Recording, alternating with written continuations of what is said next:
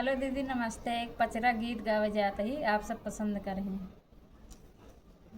लिपता मंदिरिया मैया हाथीवा पिराने ओ की कैसे जाइना, ओ की कैसे जाइना। मैया दहलिउ नाया शिशिया कैसे घरवा जाइना। मैया दहलिउ नाया शिशिया कैसे घरवा जाइना। धानवा जदि अब बेटे कोटी पीस खैबू ओ की बिरना दिया बैना, ओ की सिंदूरा दिया बैना।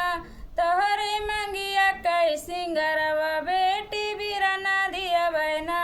तोहरे मंगिया कै सिंगरवा बेटी सिंदूरा दिया बैना। लिपता मंदिरिया मैया हाथीवा पिराने ओ की कैसे जाइना, ओ की कैसे जाइना। मैया दहलिउ नाया शिशिया कैसे घरवा जाइना। मैया दहलिउ नाया शिशिया कैसे घरवा जाइना।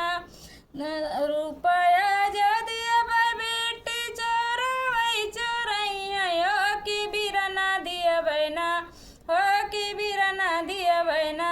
तोहरे डलवा कै सिंगरवा बेटी बिरना दिया बैना। तोहरे डलवा कै फेरैया बेटी बिरना दिया बैना। लिपता मंदिरिया मैया हाथीवा पिराने ओ की कैसे जाइना। मैया कैसे जाइना। हमका दहलिउ नाया शिशिया घरवा कैसे जाइना। हमका दहलिउ नाया शिशिया घरवा कैसे जाइना।